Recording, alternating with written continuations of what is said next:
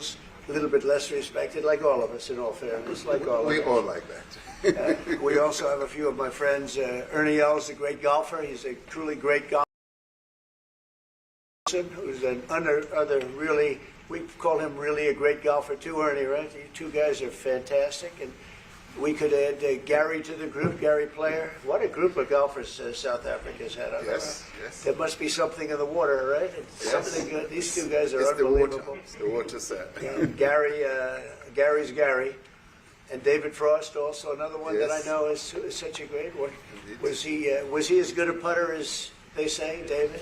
He's a putter. He's a putting machine, right? Absolutely. But he's another one. So something very good about South Africa and golf is still doing great in South Africa. And they have young players, I hear, coming up that are going to be very good. But it's an honor to have you here, and my friend, it's an honor to have you, one of the greatest businessmen in South Africa and long beyond. Thank you for being here. It's very, very great honor. Appreciate it. So we're going to be discussing certain things. As you know, we have the G20 is going to South Africa. When is that going to be? In November. In November. Thereafter, I hand over to you. And Yes, we have it next. you originated the G20, so I'll hand over the baton to you, Right. and then you lead the That's G20 right. We're in going the to have world. it. Yeah. We're going to have it the following Yeah. year. Yeah. So we'll be discussing many things, and some of the things you've been reading about in the papers and Yes. the media. And I would say that, look, the president is a truly respected man in many, many circles, and in some circles he's considered a little controversial. But we're going to be discussing some of the things that are taking place in South Africa and see if we can help. And we want to help. And we've had a long relationship with South Africa. I have, because indirectly I have so many friends that live there. I have a lot of friends. I mean, these are famous guys, but I have a lot of friends that live there that are tremendous people. And we'll be discussing that. We'll have a nice conversation. And I really appreciate that you guys came along. It really helps us in our thought process. But it is a great honor to have you, and I appreciate you called. He called. I don't know where he got my number, but I picked up. And he said, "I want to come over and see you." And that was my honor. And thank you very much for being here. You're most welcome. Thank you Most very welcome. much. Well, thank you very much for welcoming us to this reformed White House. I've been here before, and it looks really fantastic. I must congratulate you. Thank you. But I also thank you for allowing our delegation. This is a very mixed delegation that you've got. We've got people from government, my ministers. I've got someone from the trade union movement who we really collaborate with, and from business as well, and our sporting legends. When I spoke to you, you said, yes, come along and bring Gary Player, bring Ernie Els and Retief Goosen. I brought the two of them. Gary what Player, happened to Gary? I spoke to him, and he said, look, I'm getting rather on in my years, but wishes us luck in this discussion with you. So it's a real joy. And I'd also like to thank you for allowing your people to start discussions with us at the trade level. I mean, we are essentially here to reset the relationship between the United States and South Africa. We are long-standing partners in many, many ways. We've collaborated in many fields, in space issues, in energy, and in trade, and we therefore need to reset that, particularly in the light of some of the announcements that you made on trade and investment. So we want to advance more trade between the two of us, two countries, and our people now have been empowered by yourself and by myself to start engaging, and we hope that we will be able to fuel that engagement during our talks. And we also want to discuss issues that have to do with how we promote further investments in both countries. We've got about 22 companies from South Africa that have invested in the US, thus creating a number of jobs. And similarly, you've got almost 600 companies that have invested in South Africa, and some of them have been in South Africa for more than 100 years. That's true. So our links recalibrate those relations between geopolitical, the work that you're doing to bring peace around the world, in Ukraine and in the Middle East.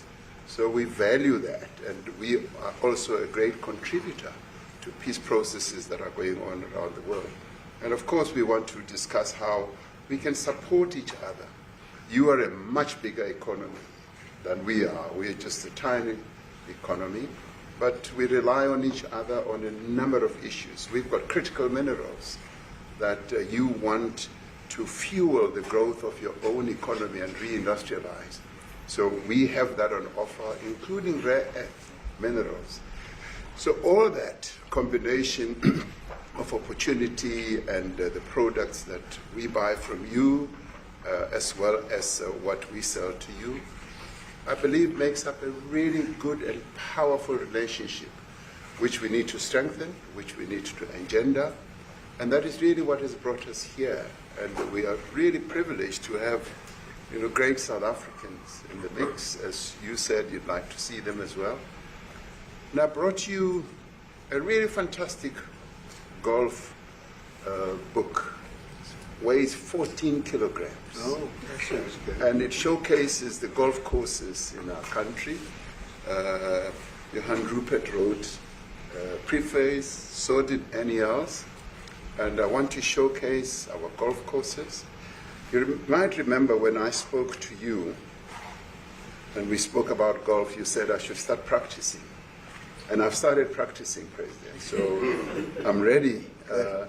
But let me end just the introductory remarks by thanking you. You may not recall that 5 years ago I spoke to you during the COVID period. Right.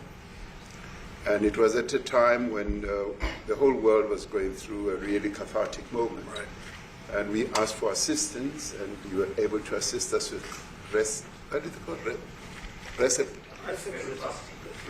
respirators, and you kept to your word, and you delivered respirators to us.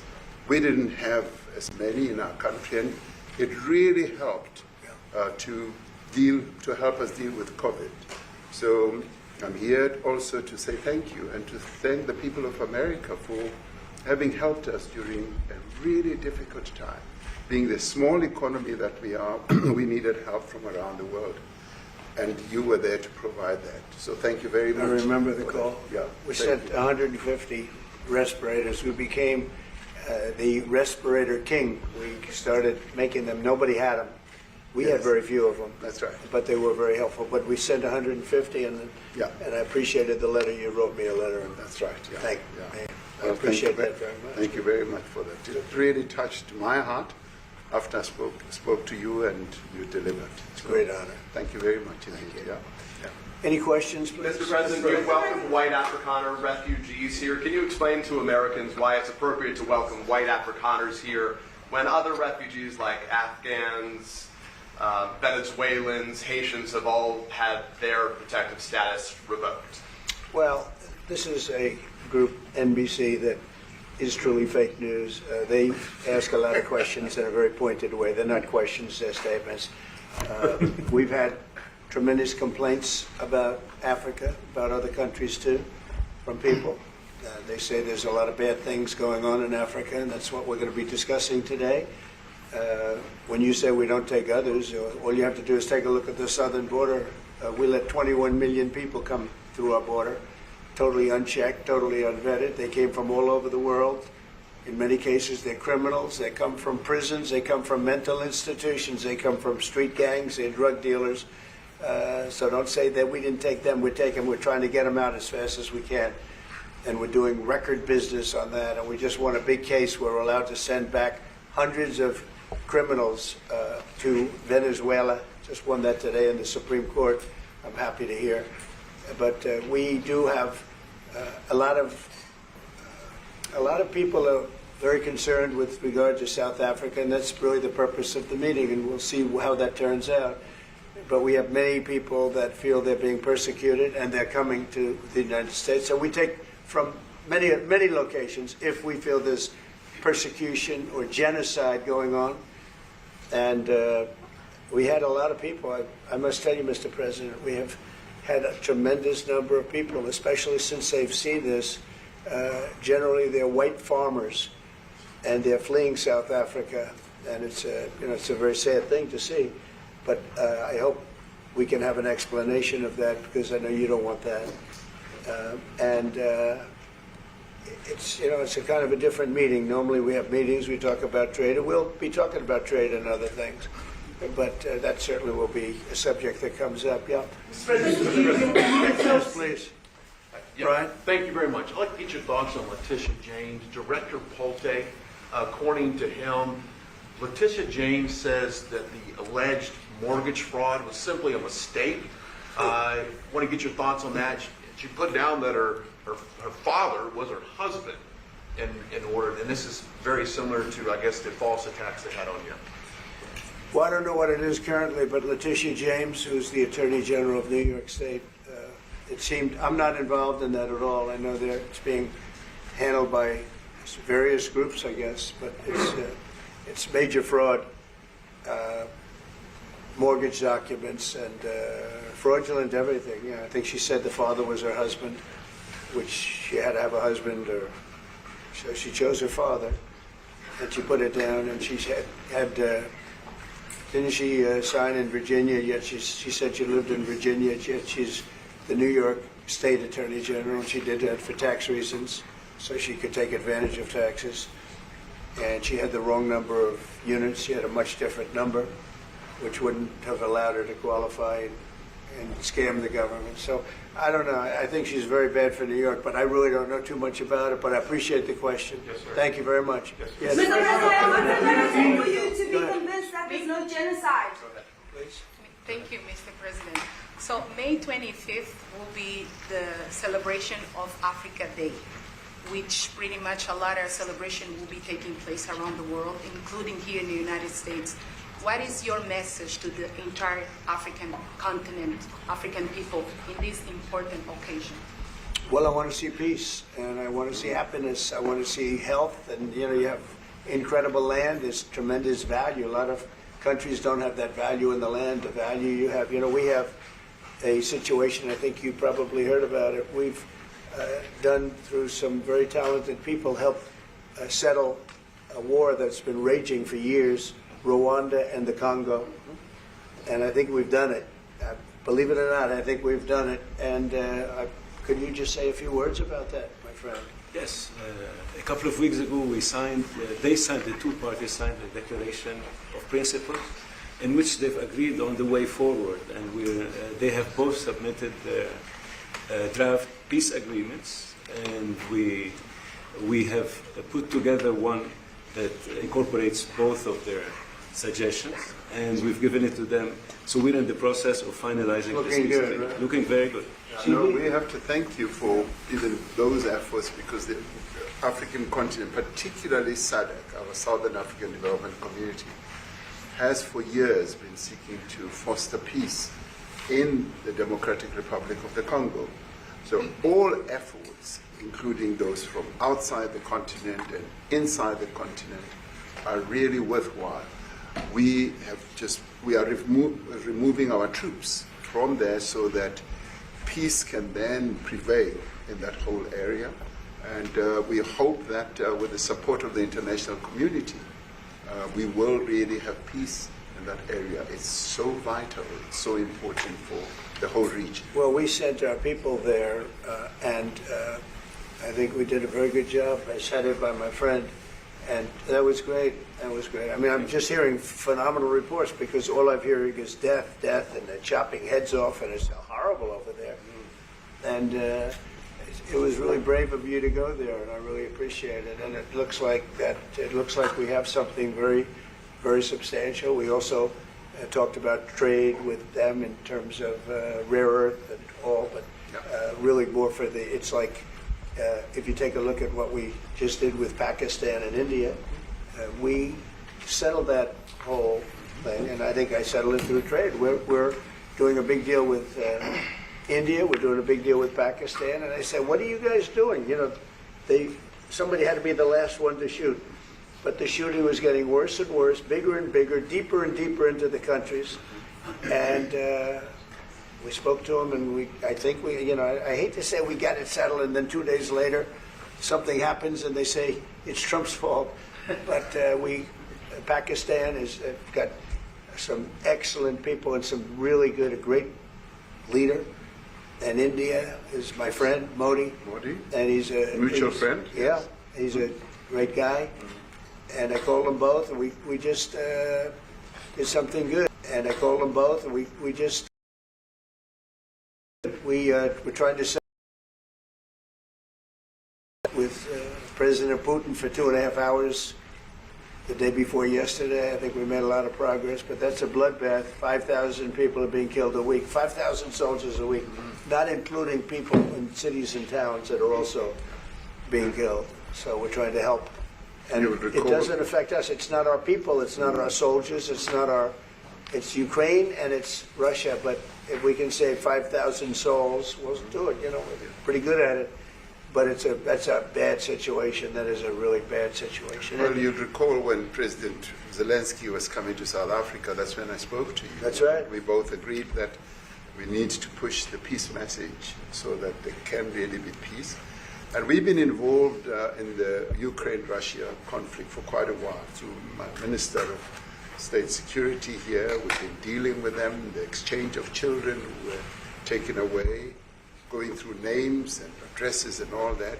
So we've been invested in that whole process as well. And the moves that you are making are fully supported by us because we would like to see the end of that war. It's true. I called Zelensky, and they said, he's in South Africa. I said, what the hell is he doing in South Africa? He was talking to And us. we got this big. I said, that's a strange one. I said, what are you doing in South Africa? Yes. That's a strange one. He's trying to make peace. But we're He's doing taking something. him. You know, we were lucky because we had the great Nelson Mandela who taught us how to create peace, to make peace. So we were imparting some of those lessons to him, some of those learnings. And I specifically mentioned to him that this is how Nelson Mandela taught us, that when you want to have a peace in a country, do it on an unconditional basis and sit down and talk.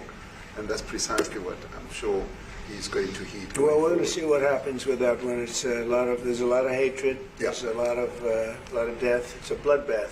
It's a It is. bloodbath. It is. I get Unfortunately. I get the satellite pictures of that field, of that killing field. Mm-hmm. You never saw anything like it in your life. It's horrible. It's a horrible thing that goes on, but I think we've made big progress. Sir, on the South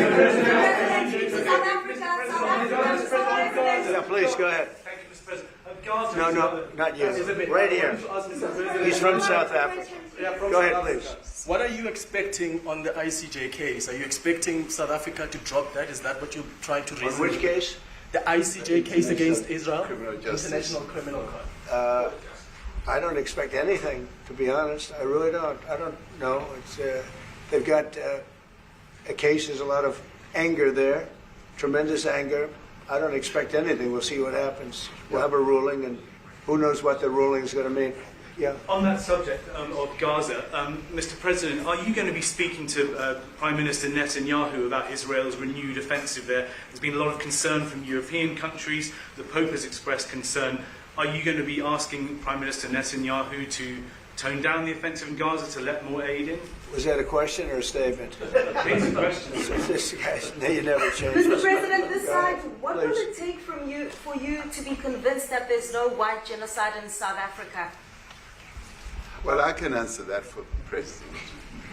It's for him. No, I'd seriously. rather have him answer. Yeah, I'd rather answer that. It will be. My president will respond to you. Yeah, let me. Thank you, Mr. President. It will take President Trump listening to the voices of South Africans, some of whom are his good friends, like those who are here. When we have talks between us on around a quiet table, it will take President Trump to listen to them. I'm not going to be repeating what I've been saying. I would say if there was Afrikaner farmer genocide, I can bet you these three gentlemen would not be here, including my Minister of Agriculture. He would not be with me. So it'll take him, President Trump, listening to their stories, to their perspective. That is the answer to your question. But, Mr. President, I must say that we have, wait. We have thousands of stories talking about it. Sure. And we have documentaries, we have news stories, and that. Is Natalie here, somebody here to turn that? I could show you a couple of things, and it has to be responded to. Yeah, sure. We have, let me see the articles, please, if you would, and turn the lights down. Turn the lights down, and just put this on. It's right behind you, Johan. There's nothing this parliament can do. With or without you, people are going to occupy land. We require no permission from you, from the president, from no one. We don't care. We can do whatever you want to do. Who are you to tell us whether we can occupy land or not? We are going to occupy land. Yes. South African occupy land. That's who we are. Honorable member, can withdraw my membership from this useless parliament. Honorable. Yes, honorable member. Must never be scared to kill. A revolution demands that at some point there must be killing, because the killing is part of a revolutionary act. Shoot to kill. Yamaza. Kill the poor, the farmer. Kill the poor, the farmer. Brr, pa, pa, brr, pa, pa. To kill. Yamaza. Kill the poor, the farmer. Kill the poor, the farmer. The mayor of DA in PE is a white man. So these people, when you want to hit them hard, go after a white man. They feel a terrible pain because you have touched a white man. Not because Mashaba and Soli will not be touched. They will be touched, don't worry. But we are starting with this whiteness. We are cutting the throat of whiteness. It's Shoot to kill. Yamaza. Kill the poor, the farmer. Kill the poor, the farmer. Brr, pa, pa, brr, pa. Shoot to kill. Yamaza. Kill the poor, the farmer. Kill the poor, the farmer. Brr, pa, pa, brr, pa, pa. I don't know what's going to happen in the future. I'm saying you was not called for the killing of white people, at least for now. I can't guarantee the future. Yeah, but I mean, you'd understand somebody watching that, especially as it gets shared on Twitter. They freak out. It sounds like a genocidal. But they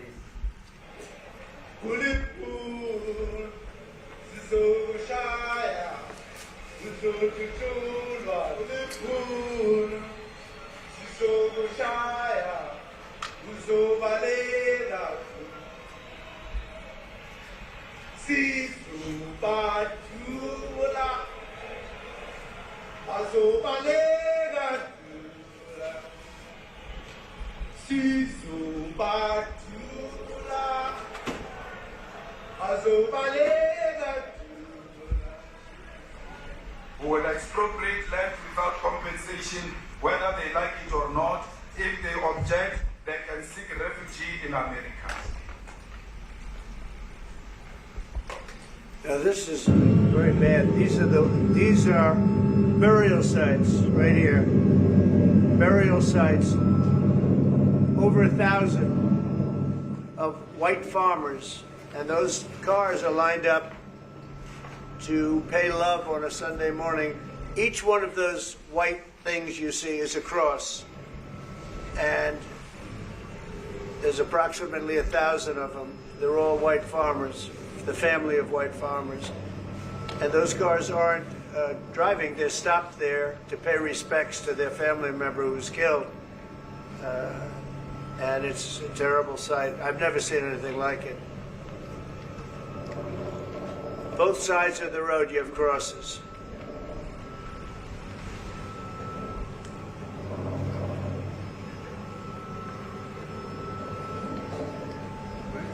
Those people were all killed. Have they told you where that is, Mr. President? No, I'd like to know where that is, because this I've never seen. But, okay, I mean, it's in South Africa. That's we need to find out.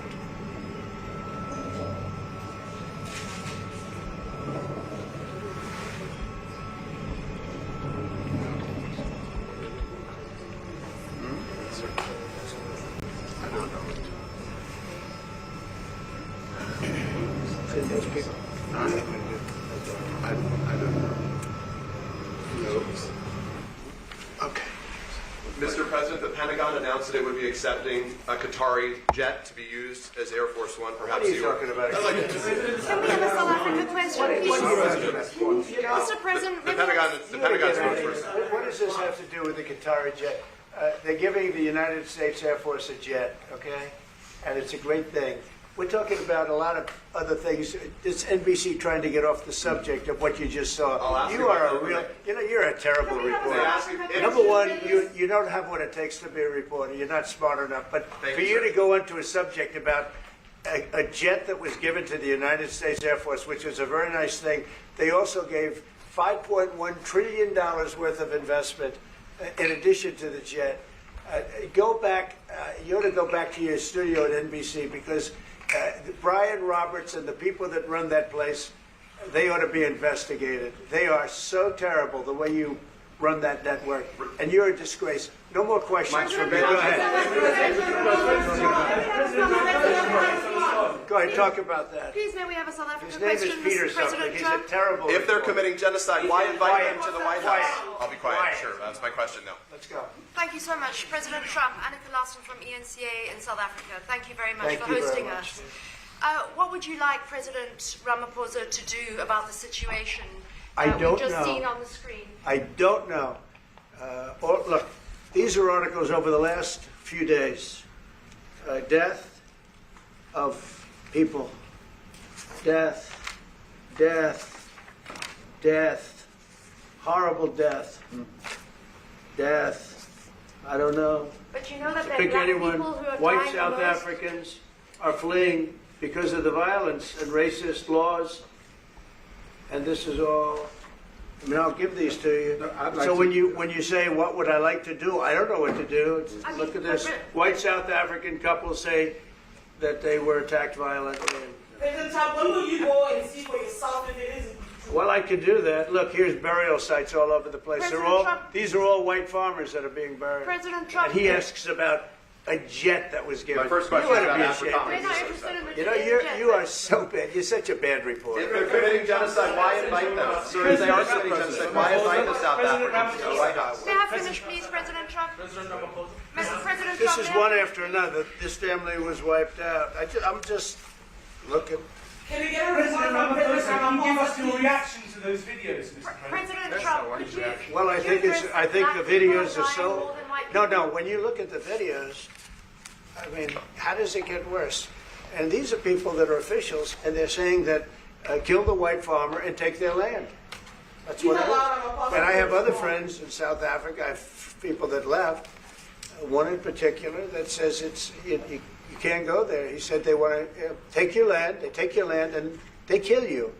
It's okay, and they say it's okay to do. Now we're going to talk about it. We're going to. But this is a tremendous look. This is a story recent.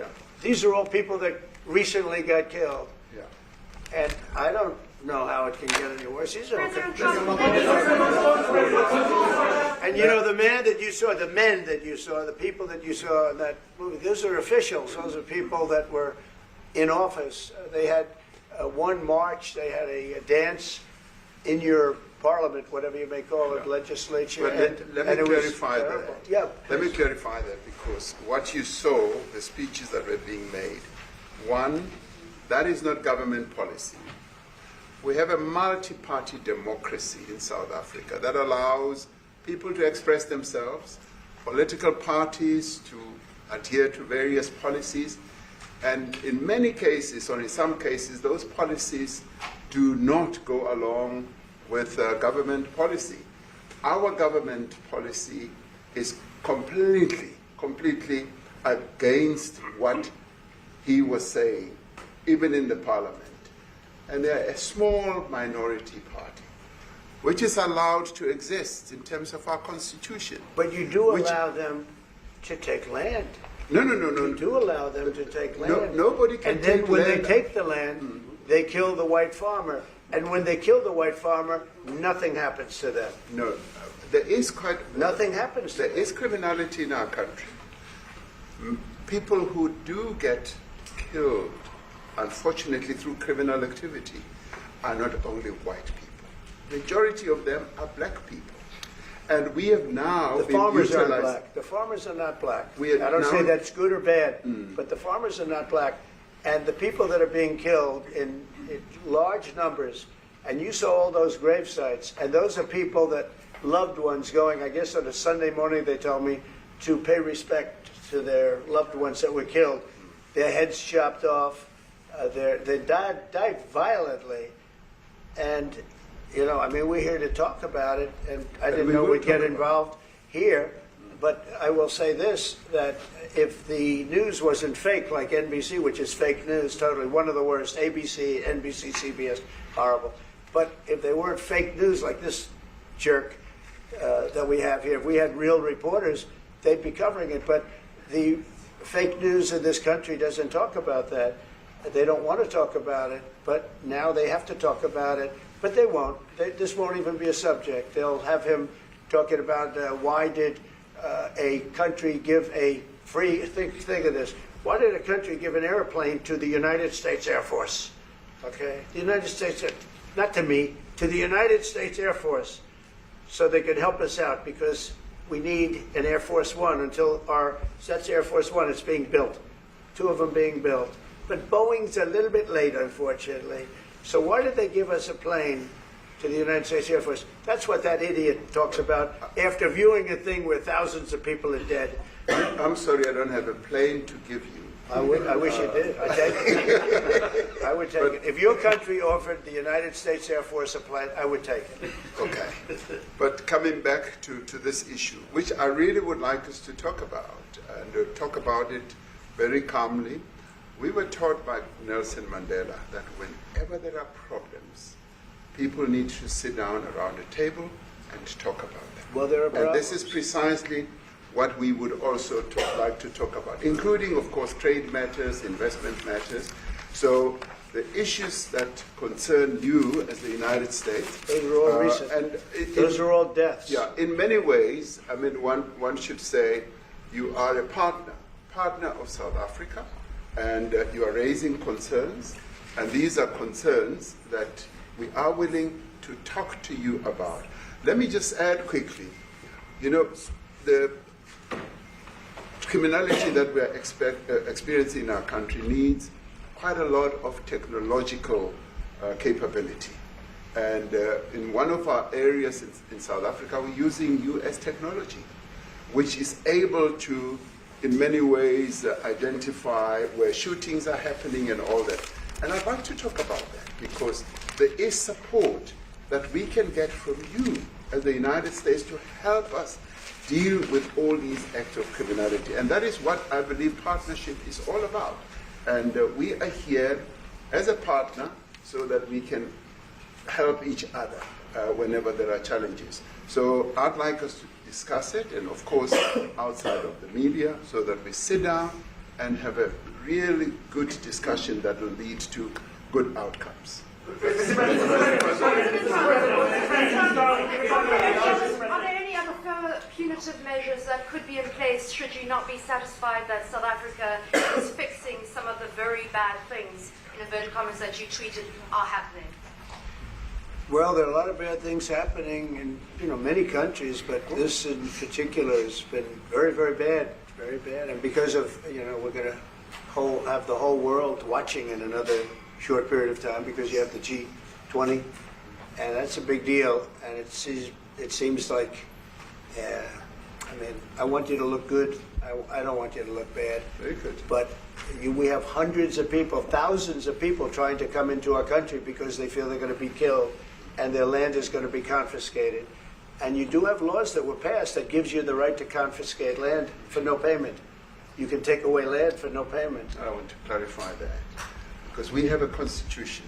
Our constitution guarantees and protects the sanctity of tenure of land ownership. And that constitution protects all South Africans with regard to land ownership. However, we do say, because we've got to deal with the past, the government, and as your government also has the right to expropriate land for public use. And you're doing that. And we've never really gotten underway with that. And we are going to be doing you're so. you're taking people's land away we have not. from them. We have, And those people, in many cases, are being executed.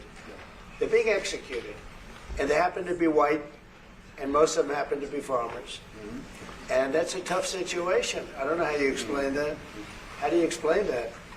They're taking people's land away, and in many cases, those people are being executed. And in many cases, it's not the government that's doing it. It's people that kill them and then take their land, and nothing happens to them. But we have thousands of people that want to come into our country. They're also going to Australia in a smaller number. But we have thousands of people that want to come into our country, and they're white farmers, and they feel that they're going to die in South Africa, and it's a bad thing. Yeah, what can South Africa do? What concessions would you like to see them make to improve relations with the United States? Then I have one more for President Ramaphosa afterwards. Well, we just spoke about, I got them a very, very complex machine, 150 of them. And I was asked by the president if he could help, and I did that. And, I have great feeling for all countries. I deal with all countries. But I have a great feeling for South Africa because I have friends. I have a couple of friends, a few friends here today. But I have many friends from South Africa. But many of those friends are not, they can't go back. I have, Elon is from South Africa. I don't want to get Elon involved. That's all I have to do, get him into another thing. But Elon happens to be from South Africa. This is what Elon wanted.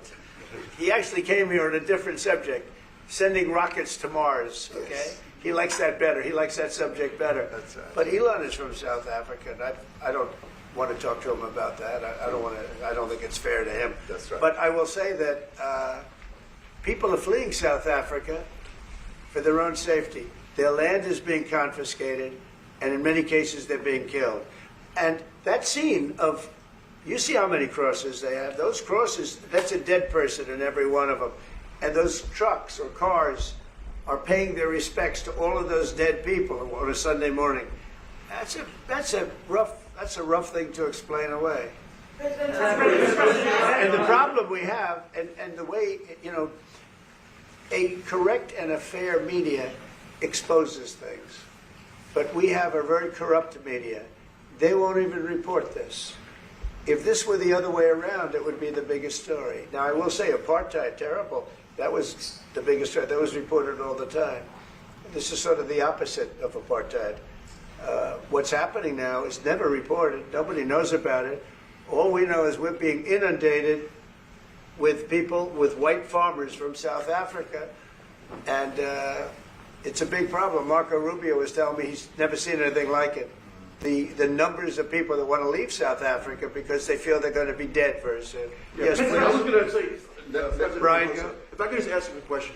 72% of farmers in your country are white. If they flee, do you feel that maybe the economy could collapse? You may not have a gap to fill in those people that need to replace those farmers. I'd like my Minister of Agriculture, who is white, who comes from an opposition party to mine, who's joined my government at my invitation to address this very issue, including the question that you've just raised.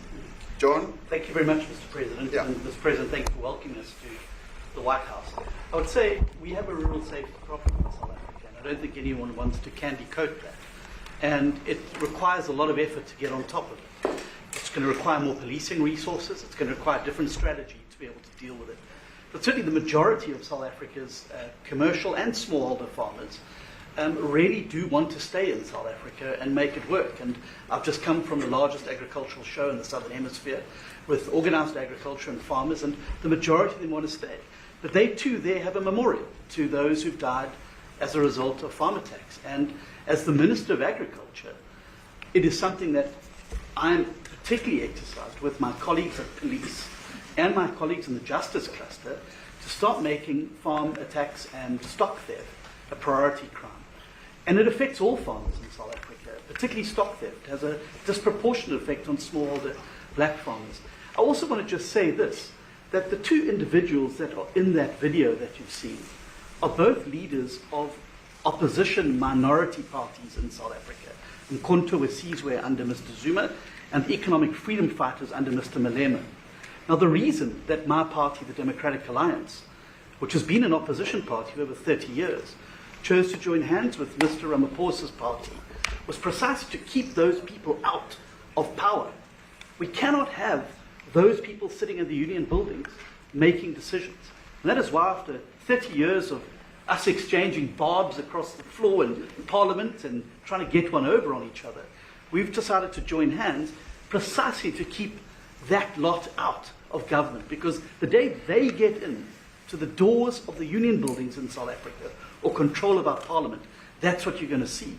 And that is why this government, working together, needs the support of our allies around the world so that we can strengthen our hand, grow our economy, and shut the door forever on that rabble getting through the doors of the union buildings, because then South Africa's future would be... So you denounced that type of language in the video that you saw?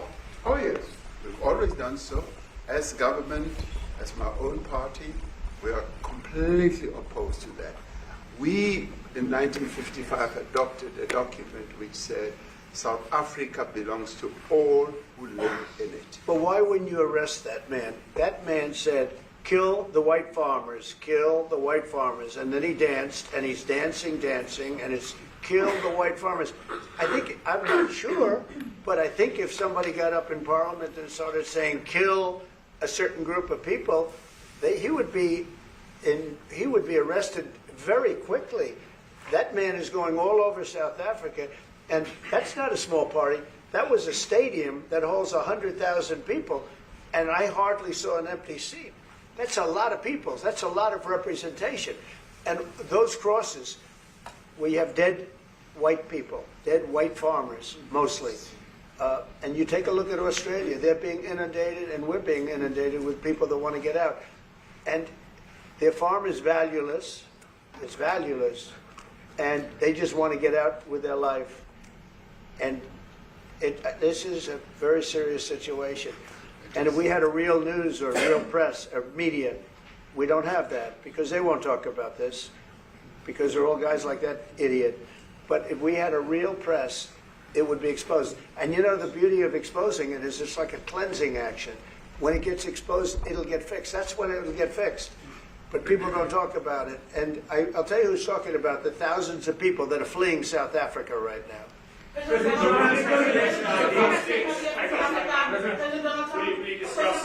you discuss USAID and the devastating impact the cuts are having across the African continent? Yeah, well, it's devastating, and hopefully a lot of people are going to start spending a lot of money. And I've talked to other nations. We want them to chip in and spend money too. And we've spent a lot, and it's a tremendous problem going on in many countries. A lot of problems going on. The United States always gets the request for money. Nobody else helps, as you know. Europe doesn't help. Europe hasn't given anything. All they do is sue our companies. You know, they sue Apple, and they sue all of our companies. Apple had to pay $17 billion on a nonsense lawsuit. Very unfair. But we're going to always be there to help. It's shown rightly South African broadcasting. If this Afrikaner resettlement issue is resolved, you're going to go into a room after this, you guys are going to talk. If it is resolved, what is the potential for the future-looking relationship? It's fantastic. It's got to be resolved. It should be resolved. It's a little bit bad when you see a stadium with 100,000 people in it, because that means it's more than just a little movement. It's a pretty big movement in South Africa, so it has to be resolved. it'll be the end of the country if But it's is not there resolved. potential for the relationship moving forward? I hope so. Are you That's going why to I'm see it in here. November? I mean, I'm not here for my health. I'm here to see if we can do something. No, I'd like to see. I have friends. I can tell you, Ernie Els and Retief Goosen, they feel so strongly they wanted to be here on behalf of South Africa, not on behalf of me. And, you know, they said, can we be here for this? Because they love the country. Ernie, do you guys want to say a couple of words or anything? I hate to put you in this. This is tougher than sinking a 3-footer. Which they have, and they've sank many 3-footers. Thank you, Mr. President. And thanks for the honor of being here. We've known each other a long time. We have spoken. You know, we're proud South Africans. I still have my South African passport. You know, we travel with this passport, you know, and I got my visa here. So, you know, but we want to see things get better in our home country. And that's the bottom line. It's been 35 years since the transition. President Ramaphosa was right in the middle of the transition time in 1990 and before that. So it's been 35 years of ANC government, and I know there's a lot of anger, you know, through the transition. There was also a lot of stuff happening in the apartheid days. You know, we grew up in the apartheid era, but I don't think two wrongs makes a right. You know, President Mandela, when he came out of prison for all that time, didn't come out with hatred, you know, and really unified our nation through sport. You know, we won the Rugby World Cup in '95. 4 times. We won the African Nations Cup, soccer. You know, we won some majors as golfers and so forth. So what I'm trying to say is, you know, this has been a long time coming.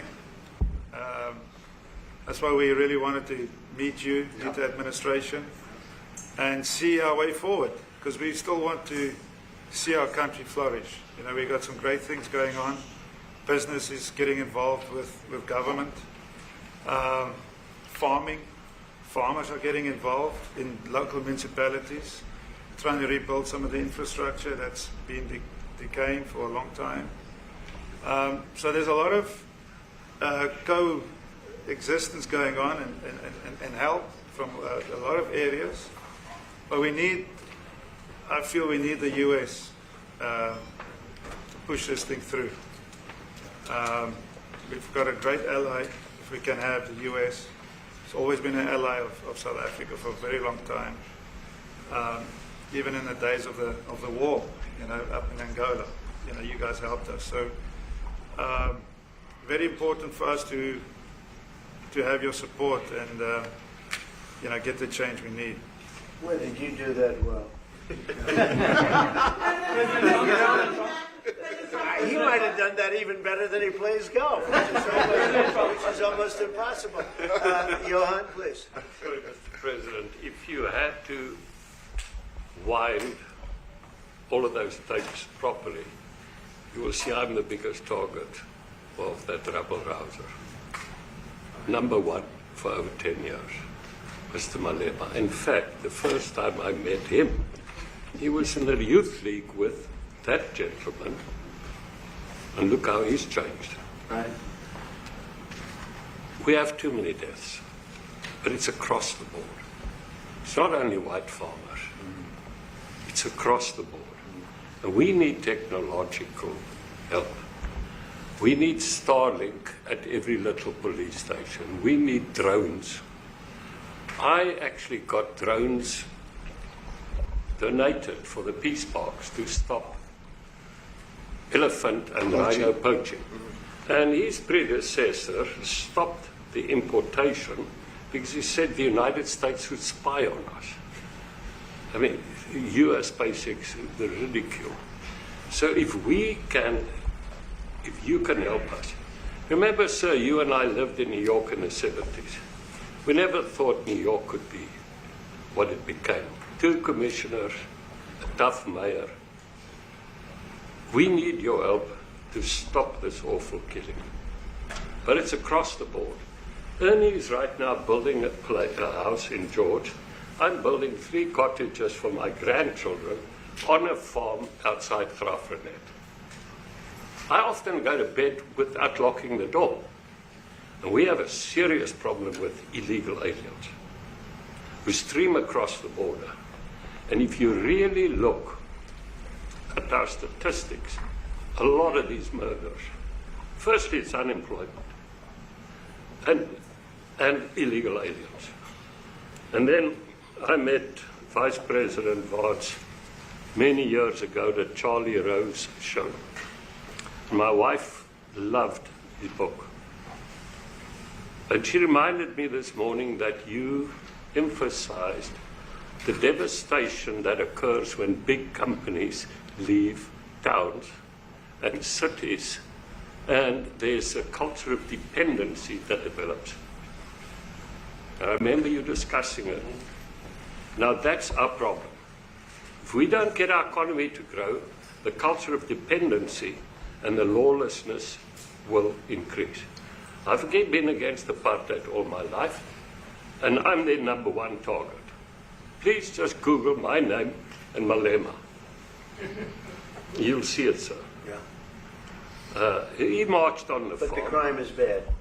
The crime is terrible, sir, but Mr. Steenhuisen won't admit to it, but he runs the Western Cape, where I live. And the biggest murder rate is in the Cape Flats. Gangs. We've got gang warfare, like your M33 or whatever, these guys. We've got the equivalents there, but we need your help, sir. And we need Elon technology.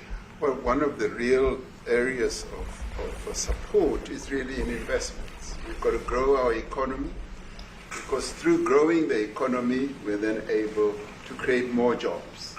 Because crime really thrives where there is inequality and unemployment. And that is one of the reasons that has brought us here, to improve our investment relations, our trade relations, so that we can preserve the number of jobs that your companies have created in South Africa. By virtue of what we export to you, we are able to create up to 500,000 jobs in the auto industry, in the agricultural industry, and a number of other industries, mining, where we export things to you. And we also know that as South African companies invest here, you are also able to create jobs. So it's a mutually beneficial relationship. So our main real reason for being here is to foster trade and investment, so that we are able to grow our economy with your support, and so that we are also able to address all these societal problems, because criminality thrives when people are unemployed, when they have no other hope to eke out a living. So that is what we need to resolve. And your support, your partnership with us, is what is really going to give us a strong capability to move forward. Excuse me, do you have anything to say? I mean, I don't want to leave you out. You know, the guy won 3 or 4 majors. 3 or 4? No, only 2. 2. That's a lot. By the way, 2's a lot. A lot of tournaments you won too. Do you have anything to say? Yeah, thank you, Mr. President. President Ramaphosa. I grew up in an area in South Africa that is a farmland area, Polokwane. Yeah. And there is some issues up there, obviously. My dad was a property developer as well as a part-time farmer. And yeah, some of these buddy farmers got killed. The farm is still going. My brothers run it. But it's a constant battle with farms they're trying to burn the farms down to chase you away. So it is a concern to try and make a living as a farmer. And at the end of the day, you know, without farmers, there's no food on the plate. So we need the farmers And your to brother produce loves the food. farming, right? He wouldn't do it. He wouldn't even want to do what you're doing, right? They love farming. They don't want to leave. But it's a struggle. Yeah, and you know, food and fresh water is the most important thing in life. You know, without those 2 things, we can't survive. How is the water there? The water's great, obviously. All the water comes out of the borehole, out of ground for us down there. But yeah, it is a battle to get the water out sometimes when all the equipment gets stolen all the time that you're trying to get the So water does out. your family and your brother, do they feel safe on the farm? They live behind electric fences, you know, try and be at night safe. But it is constant whenever you leave that something could happen. And there's nowhere to live. you know, both of them has been attacked in their houses. My mom's been attacked in her house when she was 80. So it is difficult. But you know, the guys live a great life despite everything going on. Something. President Trump, I brought along the president of the largest trade union in our country, Ziggy Solosi, because she leads many, many workers, more than 1 million, 2 million workers, and maybe we should give her a chance to say something because she's come all the way to join us. Thank you very much, Mr. President Trump, Thank you. for having us, and President for extending the invitation to us as organized labor. And I must say that we are here to support the initiative that has been made by our government with business, of course, as organized labor. We've been coming to Washington on the AGOA trade relations in the previous regime. And I think at the center of it all, for me, it is exactly what Mr. Rupert has said, the importance of us growing the economy. We have always emphasized when we were here and kept on coming and negotiating on AGOA that the 600 US companies that are based in South Africa, as you said, President Ramaphosa, 500,000 jobs will be wiped out. We need more foreign direct investment in our country. We are not just talking about those that will lose employment, but we are talking about over 40% of people that are unemployed, that have no hope of ever finding a job. And we think that, correctly, as they have said, that we need to deal with the issue of porous borders in our country so that everyone that comes in is documented. We also need to, and I would have thought that the minister would address the issue of land expropriation and how the policy works in South Africa. Recently, President, as you were preparing to come here on the news, in, I think it was in Natal, there was a handover of farms. And white farmers were saying, we are donating the land, but also there's a willing buyer, willing seller in South Africa. So there is no expropriation without compensation. But it is a willing buyer, willing seller. And that white farmer was even saying, President, that the government is even paying more in buying the land than what the land is worth of.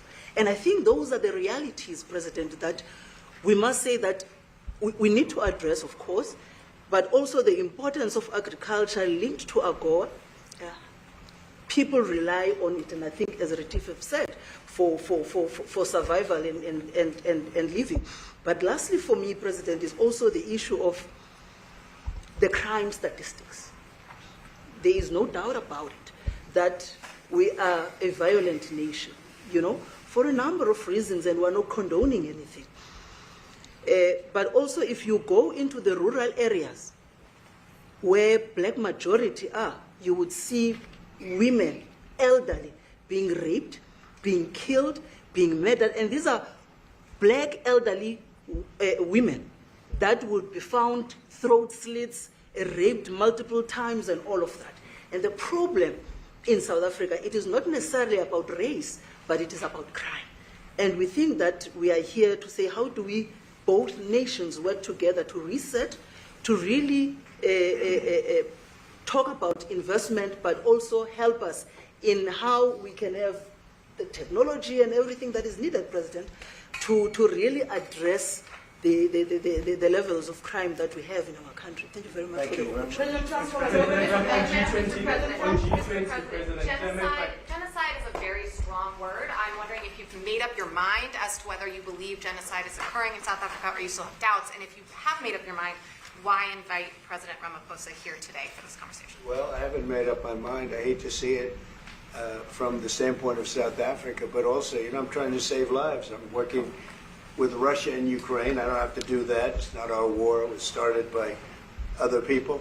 It was helped along by our past administration, and it would have never happened if I were president. But I'm trying to save lives, no matter where. Rwanda, I have nothing to do with Rwanda and the Congo, but I felt I had a very talented person in this administration, and I sent him there, and he did an unbelievable job, I think. We're going to find out, but he's done the hardest part of the job. It should happen. If I can save lives, I want to save the lives. If it's in Africa, that's great. If it's in Europe, if it's wherever it may be. And it's a very small investment to do, believe me, compared to what the consequences are. So I hope we can do something. Look, I have so many friends. These two men, I have great admiration for them because I know what they do for a living. And that's a very hard living. Going from city to city, from country to country, and hitting a ball 350 yards like they do, and Better than you and I. getting the ball in the hole. It's a very tough, with lots of people watching, right? Yes, That's a very tough living. They're champions. I respect champions, and I respect very much. And I think the country is very lucky. They really wanted to be here. That's true. They could be elsewhere. They could be on a beautiful fairway someplace, and they wanted to be here. So. My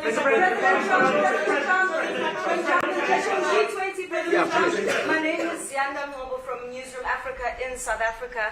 How important is it for the United States to be at our G20 summit in November, given the relationship between our two countries? You've just heard what has been said to you just now. Are you coming? And are you preparing to come? So without the United States, the G20, just like the G7, used to be the G8, but brilliantly they threw Russia out. Would have been a lot better if Russia was in. A lot of people would say, oh, that's not it. Because if Russia was in, you probably wouldn't have this war. And if you had a different president, you wouldn't have the war either. But we have a G7. It's important that the United States is at both of them. I think without the United States, I really believe it's not very important. It's not the same meaning. As I said to President Trump, the U.S. really originated the G20. And it's important that the United States continues to play a key role in the G20. And we are privileged to be the president of the G20. But we are even overjoyed that we are going to hand over to the United States, who are the originators. And for that reason, I expect the United States to continue playing the leadership role in the G20 together with other countries. And I've said when I initially spoke to President Trump on the phone, I want him to come to South Africa for a state visit, and I also want him to come and participate in the G20. And I want to gladly hand over to President Trump to take the leadership of the G20 forward in November. Thank you very much. Thank you very much. Thank you. What is it going to take to convince you They to don't want to leave. They like you so much.